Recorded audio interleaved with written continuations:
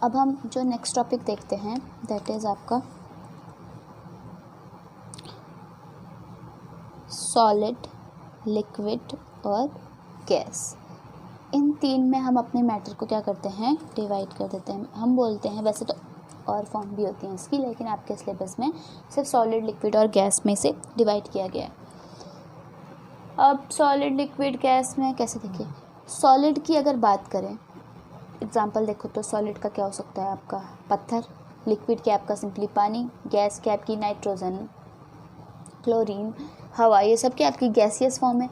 अब इनकी कुछ प्रॉपर्टीज़ होती हैं, तो इनका जो डिफ्रेंशिएशन है it is on the basis, इसकी एक टेबल होती है जो मिल नहीं रही, चलिए मैं वैसे ही बता देती हूँ।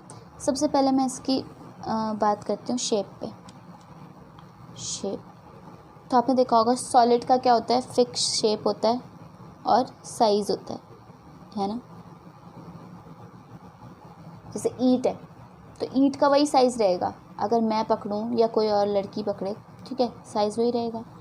अब लिक्विड का क्या होता है, नो शेप एंड साइज़, ठीक है, यही तो होता है, कोई भी शेप और साइज़ नहीं होता है ये। It take shape of vessel,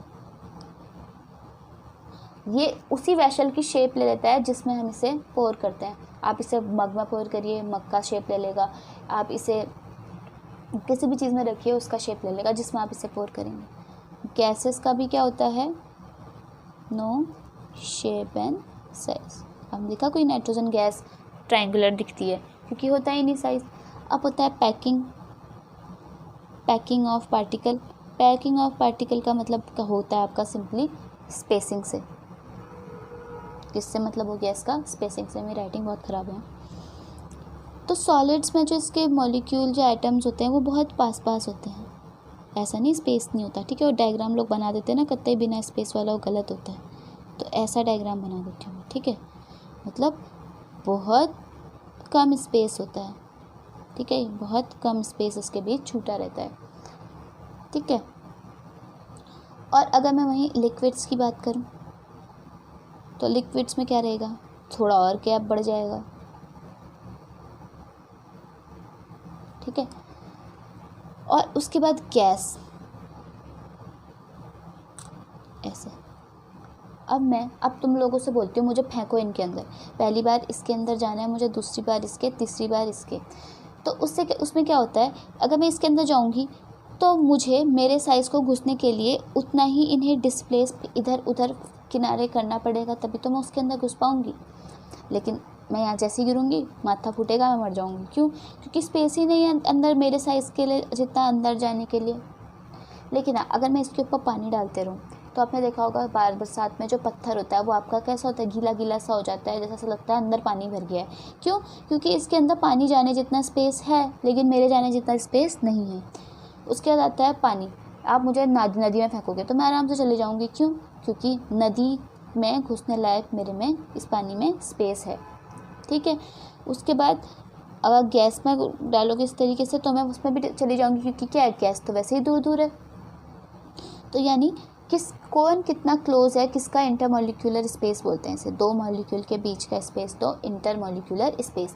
तो सॉलिड्स में जो इंटरमॉलिक्यूलर स्पेस होता है वो बहुत कम होता है, लिक्विड में इंटरमीडिएट होता है और गैसेस में तो बहुत ज़्यादा होता है, ठीक है। अब ये भी हमने पढ़ लिया कि इसका शेप कैसा होता है, पैकिंग कैसी होती है। उसके बाद आता है आपका वॉल्यूम। वॉल्यूम क्या होता है इसका, फिक्स रहता है। ईंट का वॉल्यूम वही तो रहेगा, कितना एरिया, कितना स्पेस वो घेर रहा है, तो ईंट जितना ही स्पेस घेरेगी। लिक्विड का क्या होता है आपका, बताइए, लिक्विड का फिक्स वॉल्यूम होता होगा। लिक्विड भी आपका क्या होता है, फिक्स्ड वॉल्यूम के होते हैं। कैसे बोलोगे आप, शेप फिक्स नहीं होता, वॉल्यूम फिक्स होता है। कैसे? आपने 1 लीटर दूध लिया, पहले केस में उसे जार में डाला, दूसरे केस में उसे मग में डाला, तो मिल्क कितना रहा, उसका वॉल्यूम तो 1 लीटर ही रहा ना, लेकिन शेप चेंज कर दे रहा है वो, लेकिन वॉल्यूम क्या रहा उसका, फिक्स रहा। और गैस में क्या होगा, नो फिक्स्ड वॉल्यूम, आपने क्या करा, गैस के 4 मॉलिक्यूल लिए, पहली बार उसे इतने से में रखा, दूसरी बार उसे इतने में से रखा, फिर आपने साइज़ बढ़ा के इतना बड़ा कर दिया। वो तीनों ही केस में स्पेस घेर लेगा, यानी जितना बड़ा स्पेस देंगे उसे वो उतना बड़ा स्पेस घेरने की एबिलिटी रखता है ना। तो इसका ना ही फिक्स्ड वॉल्यूम होता है ना ही फिक्स्ड शेप होता है, किसका, गैसेस का, राइट। और बाकी इसके अलावा 3-4 एग्जांपल्स आप बुक में देख लीजिए, मतलब 3-4 तरीके की प्रॉपर्टी और देख लीजिएगा। जैसे मैं एक और बता देती हूँ, डेंसिटी।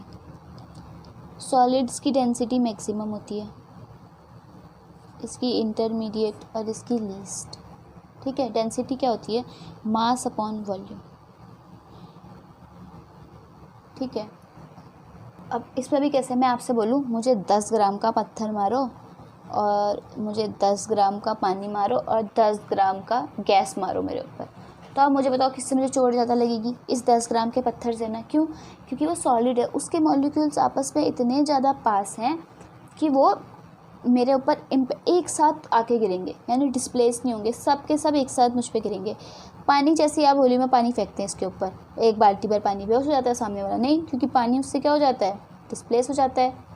और गैस, अब गैस किसी के ऊपर आप 10 ग्राम फेंकेंगे तो पता भी नहीं चलेगा, 10 ग्राम तो आप परफ्यूम एक बारी में ही छिड़क लेते होंगे, ठीक है। तो डेंसिटी मैक्सिमम किसकी होती है, सॉलिड की, इंटरमीडिएट लिक्विड की, और लीस्ट यानी सबसे कम किसकी होती है, गैस की। ये समझ आए आपको। अगला टॉपिक है आपका कंप्रेसिबिलिटी। आपको मैं एक सॉलिड देती हूँ, यानी ईंट देती हूँ, कंप्रेस करो। कंप्रेस मतलब इसके ऊपर लोड लगाओ, इस तरीके से यहाँ से इसको दबाना शुरू करो। दूसरी केस में मैं आपको पानी देती हूँ और तीसरी केस में मैं आपको गैस देती हूँ, ठीक है। तो देखिए सॉलिड्स की क्या होती है, लीस्ट कंप्रेसिबिलिटी होती है। क्यों, आप ईंट पे कितना कंप्रेस कर सकेंगे उसे, बिल्कुल उसको कितना बदल सकेंगे, बिल्कुल नहीं, बहुत कम, ना के बराबर। क्यों, क्योंकि उसके देखिए मॉलिक्यूल्स में तो बहुत कम स्पेस है, ज़्यादा से ज़्यादा ये इतना ही तो एक दूसरे के आसपास आ पाएंगे जितना स्पेस है इनके बीच। उसके बाद आप लिक्विड्स को देखिए, जब आप इन्हें ऊपर से दबाएंगे तो ये आपस में पास आएंगे, और ज़्यादा पास आएंगे, है ना। और गैसेस में तो बहुत ज़्यादा कंप्रेस हो जाएंगे आपस में पास आने के लिए, जिनके मॉलिक्यूल्स के बीच जितना ज़्यादा स्पेस होगा वो उतना ही तो दबा पाओगे आप उन्हें। तो गैसेस में सबसे ज़्यादा स्पेस है मॉलिक्यूल्स के बीच, इसीलिए इसकी सबसे ज़्यादा क्या होगी, कंप्रेसिबिलिटी होगी। लिक्विड्स आपने पिचकारी मारते हैं उसमें तो हो जाती है, कंप्रेस ही तो कर रहे हैं आप उसे, है ना। तो लिक्विड की आपकी इंटरमीडिएट कंप्रेसिबिलिटी होती है और सॉलिड्स की आपकी लीस्ट कंप्रेसिबिलिटी होती है। सॉलिड लीस्ट कंप्रेसिबल है, ठीक है। अब जो हम अगला टॉपिक देख रहे हैं वो है आपका LPG। अब ये LPG क्या होता है, ठीक है। LPG होती है आपकी L से लिक्विफाइड, P से पेट्रोलियम और G फॉर आपका गैस। तो LPG का मतलब हुआ लिक्विफाइड पेट्रोलियम गैस। तो LPG सिलेंडर जो आपके घरों में आता है, कुकिंग गैस सिलेंडर भी बोलते हैं आप उसे, इसमें क्या होता है, गैस ही होती है। उस गैस को, इस तरीके का आपका सिलेंडर होता है ना, मेरी ड्राइंग तो इतनी अच्छी है नहीं, ठीक है, इस तरीके का एक सिलेंडर होता है, देखिए।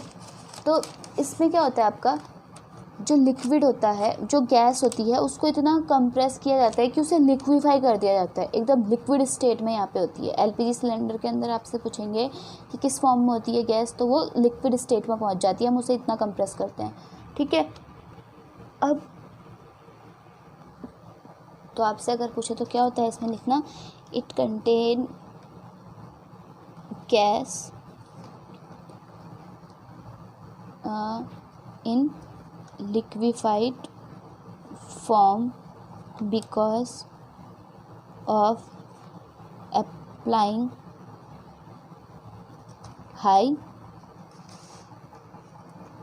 compression।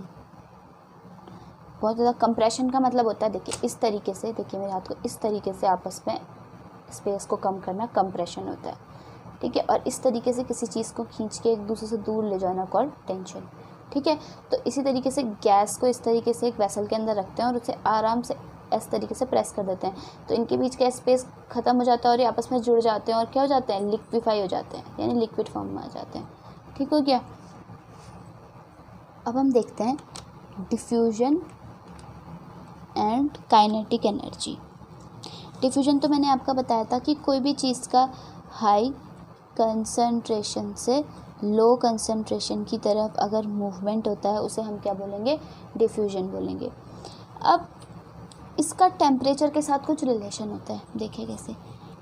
अगर मैं किसी चीज़ को टेम्परेचर दूंगी, किसी मॉलिक्यूल को मैंने क्या करा, टेम्परेचर दिया, इसको मैंने क्या किया, आपका टेम्परेचर दिया, तो ये क्या करेगा, जैसे इसके अंदर पहले पार्टिकल अपनी जगह पे थे मोशन में, इस तरीके से माना एक गैस के पार्टिकल है, अभी गर्म हुए, गर्म होने की वजह से क्या आएगा, इनको मिलेगी हीट एनर्जी, जिसके वजह से ये इनमें क्या होगा, थोड़ा मोशन आएगा,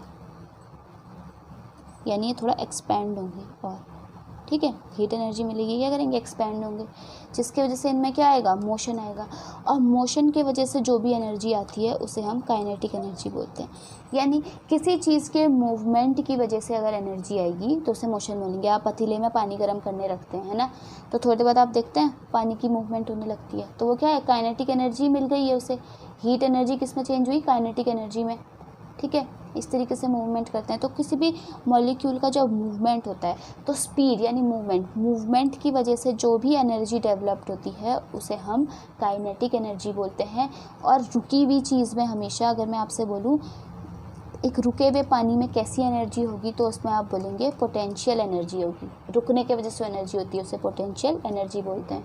और मैं बोलती हूँ अगर किसी चीज़ में पानी की मूवमेंट हो रही है, जैसे बहता हुआ पानी, इसमें हमेशा कैसी एनर्जी होगी, काइनेटिक एनर्जी। जो भी चीज़ जिसमें मूवमेंट है दैट इज़ काइनेटिक एनर्जी। आप रनिंग करते हैं दैट इज़ काइनेटिक एनर्जी। किसी भी चीज़ के मूवमेंट की वजह से आने वाली एनर्जी को हम क्या बोलेंगे, काइनेटिक एनर्जी बोलेंगे। तो जैसे ही टेम्परेचर बढ़ता है अपनी काइनेटिक एनर्जी भी बढ़ने लगती है, और डिफ्यूजन की प्रोसेस क्या हो जाती है, फास्ट हो जाती है, बहुत तेज़ी से होने लगती है, ठीक है। क्यों, अगर मैंने आपसे बोला एक बारी आप पतीले में पानी रखिए और उसमें चीनी डालिए, ठीक है, तब जल्दी घुलेगा, या आप उस चीनी वाले पानी को गर्म करने लग दीजिए, ऑब्वियसली जल्दी घुलता है। क्यों, क्योंकि घुलने की जो प्रोसेस, डिफ्यूज़ होने की जो प्रोसेस है वो क्या हो जाती है, फास्ट हो जाती है। तो आपको समझ आया टेम्परेचर बढ़ने से काइनेटिक एनर्जी बढ़ती है।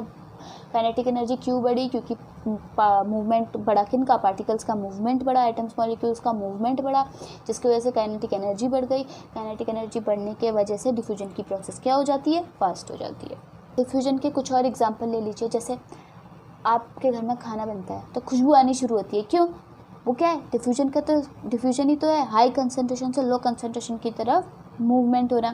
या आप अगरबत्ती जलाते हैं, धूप जलाते हैं घरों में, ये सब क्या है, आपका डिफ्यूजन का ही तो एग्जांपल है। आप परफ्यूम लगाते हैं, दैट इज़ एग्जांपल ऑफ क्या, डिफ्यूजन, ठीक है। अब आपसे पूछेंगे डिफ्यूजन की प्रोसेस फास्ट किस में होती है, तो जो डिफ्यूजन होता है वो गैसेस में फास्टेस्ट होगा, सबसे तेज, उसके बाद लिक्विड्स में, और सबसे कम डिफ्यूजन हो पाता है सॉलिड्स में, मतलब सबसे लेट डिफ्यूजन। तो गैसेस का डिफ्यूजन बहुत फास्ट होगा। आप परफ्यूम लगाते हैं, कितनी जल्दी खुशबू फैल जाती है पूरे में, तो गैसेस में आपका क्या होता है, फास्ट डिफ्यूजन होता है, ठीक है।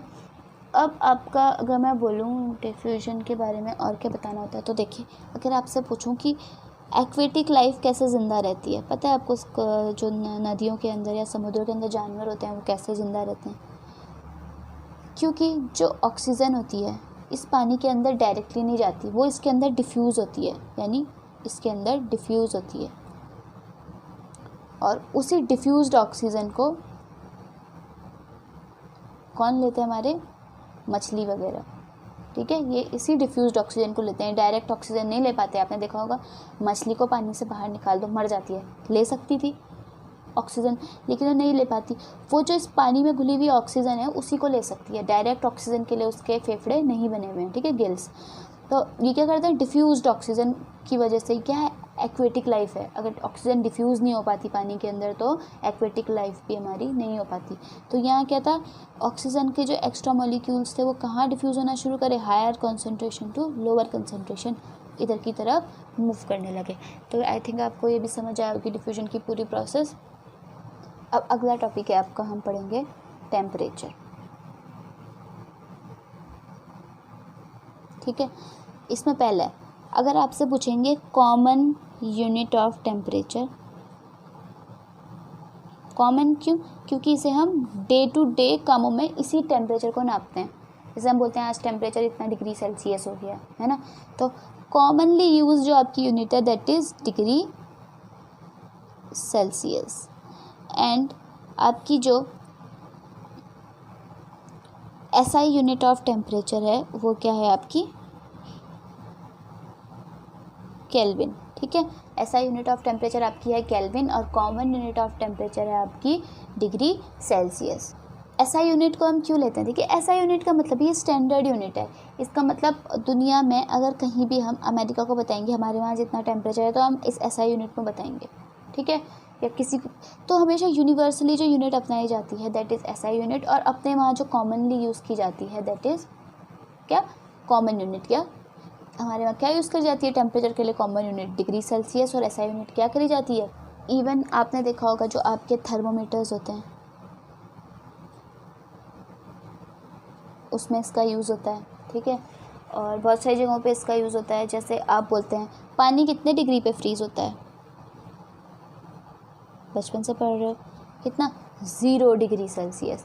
या फिर water boil at, most common examples हैं water boil at 100 degree celsius. अब हम क्या करते हैं, इनका कन्वर्जन देखते हैं। अब अगली चीज़ जो आएगी हम पे दैट इज़ कन्वर्जन। तो कन्वर्जन के लिए कुछ नहीं करना, आपने याद रखना है 0 degree Celsius is equals to 273 Kelvin. ये आपको याद रखना है कि 0 डिग्री सेल्सियस आपका 273 केल्विन के बराबर होता है। तो कोई भी चीज़ अगर केल्विन में दी होगी और आपने उसे सेल्सियस में बदलना है इस तरीके से, ठीक है। तो इनके बीच का एक कॉमन रिलेशन होता है। कैसे? K is equals to C plus 273। क्या बोलेंगे आप? K is equals to C plus 273। अब सिर्फ ये रिलेशन याद कर लो। अब बच्चे क्या करते हैं, एक बार ही ऐसा लिखते हैं, अरे भाई जब C को K में बदलना होता है तो 273 माइनस करेंगे। जैसे मैं 1 मिनट लिखती हूँ, रुक जाओ। K is equals to C plus 273, simple relation है, ठीक है। अब क्या करते हैं, जैसे आपसे पूछा होगा कि 25 डिग्री सेल्सियस है, इसे आप कन्वर्ट करिए केल्विन में। कुछ नहीं, इस रिलेशन में वैल्यू रख दो। केल्विन में बदलना है, निकालना है। सेल्सियस में 25 डिग्री दे रखा है प्लस 273, ऐड करो कितना आएगा 298 केल्विन, सिंपल। और मैं तुमसे अब बोलती हूँ, अगला बोलती हूँ तुमसे मैं। अब इसका वो 36 तरीके से मत याद करना, सिर्फ ये याद कर लो, या ऐसे भी तुम ऐसे याद कर लो K बराबर C प्लस 273 होता है। 4-5 बार बोलो तुम्हें याद हो जाएगा। या जहाँ पे तुम्हारी रोज़ नज़र पड़ती है ना घर में, वहाँ पे एक पेपर में लिख के चिपका दो और रोज़ जाते हुए देखना, उसे याद हो जाएगा, ठीक है। उसके बाद अगर मैं तुमसे बोलती हूँ कन्वर्ट 298 केल्विन टू सेल्सियस, कुछ नहीं, वापस से लिखो K बराबर C प्लस 273। केल्विन में कितना टेम्परेचर दे रखा है 298, रख दो। सेल्सियस में तुम्हें निकालना है प्लस 273, ठीक है। क्या होगा, ये इधर आके क्या हो जाएगा, प्लस का साइन क्या होता है इधर आके माइनस। तो 298 माइनस 273, 8 माइनस 3 कितना हो गया बताओ, 5, और ये 25, तो आ गया कितना 25 डिग्री सेल्सियस। 36 फार्मूले क्या याद करने की ज़रूरत है इसमें, ठीक हो गया। तो ये आपका कन्वर्जन भी मैंने आपको बता दिया किस तरीके से करते हैं। अब कैसे कंफ्यूज करते हैं आपको, आपसे बोलेंगे अगर K में बदलना है तो क्या करेंगे, तो आप बोलेंगे C में 273 ऐड कर दो, बदल गया। अब आपसे पूछेंगे C में बदलना है तो क्या करो, K में से 273 घटा दो। वो तो घुमाने वाली बात है। अगर आपको ये चीज़ समझ आ गई है तो इस चीज़ में कंफ्यूज होने की कोई ज़रूरत नहीं है। अगर आपको कोई चीज़ K में बदलनी है तो उसमें सेल्सियस में 273 ऐड कर दो। अगर सेल्सियस में बदलनी है तो K में से 273 माइनस कर दो। यही तो करा था हमने, K में बदलना था तो हमने C में 273 ऐड किया था। उसी तरीके से अगर हमने C में बदलना था तो हमने क्या करा था, इस K में से 273 को क्या कर लिया था, माइनस कर दिया था। तो अब इतने तरीके से याद करने में ना कन्फ्यूज़न होती है, इसलिए मैं सॉल्व करते हुए मैं सीधा ऐसे लिखना चाहिए, जो दे रखा है उसकी जगह वैल्यू पुट करो और आंसर। अब आपके ऊपर है, आपको जैसे सूटेबल लगता है, आप इस फॉर्मेट में याद करना चाहते हैं या डायरेक्ट एक ही फार्मूला याद करके उसमें वैल्यू पुट करना चाहते हैं, that is up to you, आपको कैसे समझ आ रहा है। ये that is change of state of matter. State of matter कैसे कैसे चेंज होता है, तो शुरू करते हैं। देखिए कहाँ से, लिक्विड से शुरू करते हैं, ठीक है। तो मैं बोलती हूँ लिक्विड को अगर आप गैस में बदलेंगे, ठीक है, लिक्विड को अगर आप गैस में बदलेंगे तो आप क्या करेंगे, वेपराइजेशन, यानी उसे उबालेंगे, उसकी वेपर बनाएंगे और वो गैस बन के उड़ जाएगी।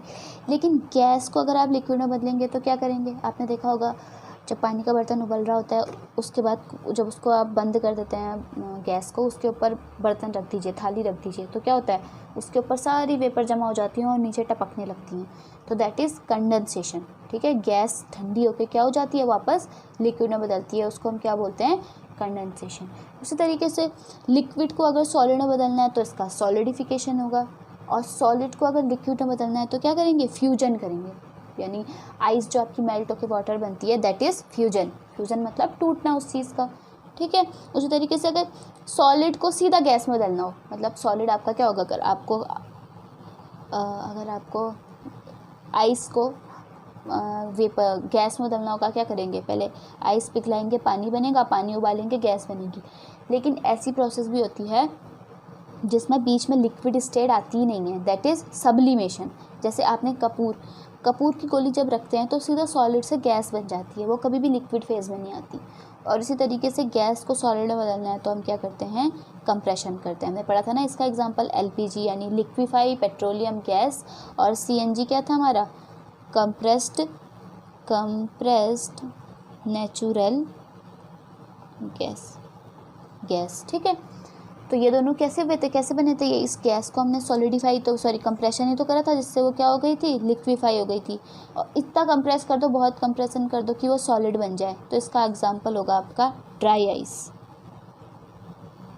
CO2 को जब आप बहुत ज़्यादा कंप्रेस कर देते हैं तो वो ड्राई आइस बन जाती है, इस तरीके की ड्राई सॉलिडिफाई होके ड्राई आइस बन जाती है, समझ आया। गैस को सीधा सॉलिड में बदलने का एग्जांपल क्या है आपका, ड्राई आइस एग्जांपल है। तो आई होप आपको ये समझ आ रहा होगा। फर्दर आपको कोई डाउट है तो आप कमेंट सेक्शन में लिख सकते हैं। अब हम पढ़ेंगे change of state of matter. तो change of state of matter में हम क्या देखेंगे, देखिए, या तो कोई भी मैटर है उसकी आप स्टेट यानी सॉलिड लिक्विड गैस में उसे किस तरीके से चेंज कर सकते हैं, उसकी दो प्रोसेस है, या तो आप टेम्परेचर में चेंज लाइए या आप प्रेशर में चेंज लाइए। अगर आप टेम्परेचर में चेंज लेकर आते हैं तो उसकी वजह से क्या होगा, जैसे आपने मेल्टिंग सुना होगा, मेल्टिंग, आपने आइस लिया, आइस को हीट किया यानी उसमें उसका टेम्परेचर बढ़ा तो वो किस में बदल के आ गया आपका, लिक्विड में, तो दिस इज़ मेल्टिंग। तो जब सॉलिड चीज़ आपकी टेम्परेचर बढ़ने के वजह से, फ्यूजन होने की वजह से, किसकी वजह से होती है, फ्यूजन की वजह से। फ्यूजन क्या होता है आपका, सॉलिड से लिक्विड में चेंज हो जाना, ठीक है। तो फ्यूजन होगा आपका सॉलिड टू लिक्विड स्टेट में आ जाना, और इसको हम क्या बोलते हैं, मेल्टिंग। मेल्टिंग किसके थ्रू होती है, फ्यूजन। आपसे पूछेंगे which process involves in melting, तो आप क्या बोलेंगे, फ्यूजन, ठीक है, ऐसे लिखेंगे, which process involve in melting, तो आप क्या बोलेंगे, दैट इज़ फ्यूजन। समझ आई बात। अब उसके बाद आपसे मैं बोलती हूँ कि मेल्टिंग तो आ गया आपको, अब मेल्टिंग के लिए क्या होना चाहिए, प्रॉपर टेम्परेचर होना चाहिए, है ना। उसी टेम्परेचर पे आ जाके कोई चीज़ क्या करेगी आपकी, मेल्ट करेगी। अब उसके बाद है आपका अगला, मैं जो टॉपिक बोलती हूँ तो वो होगा बॉइलिंग। अब अभी ना आपके टाइम पे तो इसे बॉइलिंग को और वेपराइजेशन को एक ही बोल देंगे, पर है नहीं, ठीक है।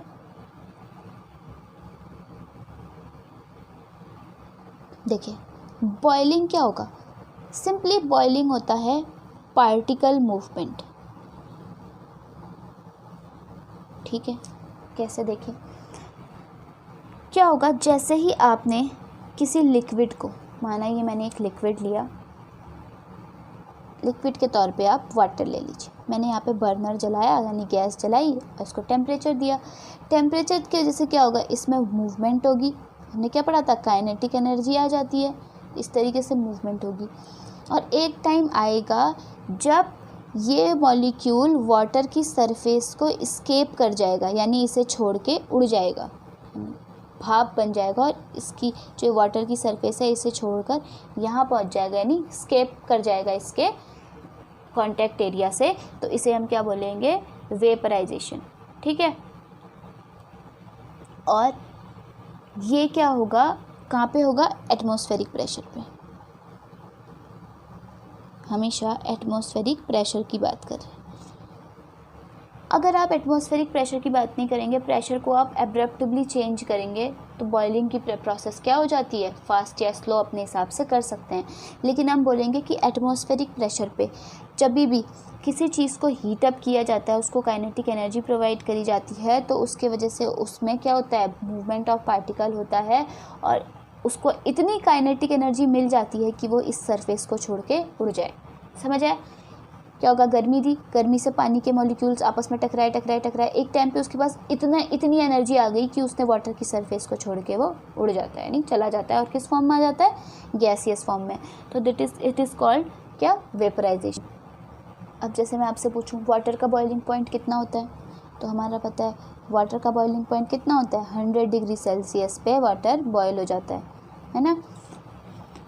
अब हम जो नेक्स्ट टॉपिक पढ़ते हैं दैट इज़ आपका क्या? कंडेंसेशन। ठीक है, चलो कंडेंसेशन पढ़ते हैं। अगला टॉपिक अपन देखते हैं कंडेंसेशन। अब इस कंडेंसेशन में क्या होता है? कंडेंसेशन में क्या होता है? कूलिंग होती है। ठीक है। अब आई आपकी कूलिंग। अब इस कूलिंग में क्या कैसे होती है कूलिंग? ठीक है, आपने क्या करा, इस तरीके से एक बर्तन था, ठीक है, इस तरीके से एक बर्तन था, इसमें आपने पानी गर्म करा था, थोड़ी देर बाद इसके ऊपर ढक्कन रखा। जब आप ढक्कन उठाते हैं तो देखते हैं यहाँ क्या होती है? लिक्विड ड्रॉपलेट्स होती हैं जो नीचे गिर जाती हैं। तो ये क्यों हुई? क्योंकि जो हॉट स्टीम थी वो क्या हुई? कूल हुई, और कूल होने के वजह से क्या हुई? कंडेंसेट हुई। और कंडेंसेट होने की वजह से वो किस फॉर्म में आ गई आपकी? कंडेंसेट होते ही आपकी किस फॉर्म में आ जाएगी वो? बताइए। लिक्विड फॉर्म में आ जाएगी। समझ आई बात आपको इतनी? इसमें कंडेंसेशन क्या होता है? The process of cooling the gas into the process of cooling gas and conversion into liquid form is called आपका क्या? Simply condensation. यानी गर्म गैस आपकी ठंडी होके वाटर ड्रॉपलेट बन गई और किस फॉर्म में आ गई? लिक्विड फॉर्म में आ गई। अब आप जो अगला टॉपिक देखिए दैट इज क्या? फ्रीजिंग। अब ये फ्रीजिंग क्या होता है? ठीक है, फ्रीजिंग क्या होता है? जब किसी चीज़ का टेम्परेचर क्या किया जाता है? टेम्परेचर लोवर्ड, यानी टेम्परेचर को क्या किया जाता है? आपका कम किया जाता है। तो जैसे ही आपका टेम्परेचर कम किया जाता है तो इस दौरान क्या होता है? जो पार्टिकल्स होते हैं वो काफ़ी पास आ जाते हैं और टेम्परेचर लो करने के वजह से आपकी क्या होती है? जो लिक्विड चीज़ है वो किस में आ जाती है? सॉलिड चीज़ में आ जाती है। ठीक है। अब जैसे वाटर का फ्रीजिंग पॉइंट क्या है? 0 डिग्री सेल्सियस। जैसे ही टेम्परेचर 0 डिग्री सेल्सियस होगा पानी आपका क्या हो जाएगा? फ्रीज़ हो जाएगा, जम जाएगा, यानी सॉलिड फॉर्म में आ जाएगा। ठीक है, ये तो आपका क्या हो गया? Topic freezing. अब आपका इस तरीके से देखते हैं सॉलिड, लिक्विड और गैस। ठीक है, आपने क्या करा? आइस लेते हैं। ठीक है, तीनों केस में सबसे पहले आइस से शुरू करते हैं। पानी सॉलिड फॉर्म में क्या बनता है? आइस। आइस को मैंने हीट किया, क्या बना? वाटर। ठीक है, आइस को मैंने हीट किया, क्या बना? वाटर। वाटर को मैंने हीट किया, क्या बना? वेपर। सिंपल कहानी। अब उल्टा चलते हैं। गैस को मैंने कूल किया, यानी कंडेंसेट किया, ये तो बात हुई। तो क्या बना? वाटर, यानी लिक्विड। लिक्विड को मैंने फ्रीज किया, क्या बना? सॉलिड। समझ आई कहानी? वापस देखते हैं। आइस को हीट किया, क्या बना? वाटर। वाटर को हीट किया, क्या बना? वेपर। इसी तरीके से गैस को कूल या कंडेंसेट किया, क्या बना, लिक्विड यानी पानी, और पानी को वापस से फ्रीज किया, क्या बना, सॉलिड। एक दो बार कर सोच के देखिए, ऐसी प्रोसेस चलती है नहीं चलती है। सिंपल आप पानी को देखिए, पानी को आप टेम्परेचर कम कर दीजिए, आइस बन जाती है। टेम्परेचर हीट करिए और अपनी बर्फ़ को गर्म करिए, वाटर को गर्म करिए, भाप, ठीक है, उसी भाप को ठंडा करिए, पानी को फिर से फ्रीज़ कर दीजिए, क्या बन जाएगी, आइस। तो यही प्रोसेस तो चलती रहती है, ठीक है। तो देख लीजिए एक बार इस प्रोसेस को, आप देख लीजिए, स्क्रीनशॉट लेना है, स्क्रीनशॉट ले लीजिए, ठीक है। अब आपका अगला जो टॉपिक होगा नेक्स्ट वीडियो में हम लोग जो पढ़ेंगे, दैट इज़ आपका लेटेंट हीट, और आपका जो अगला टॉपिक और हम देखेंगे सब्लिमेशन, आई थिंक यही बचा, और एक इवेपोरेशन आपका टॉपिक बचा है, ठीक है। चलिए।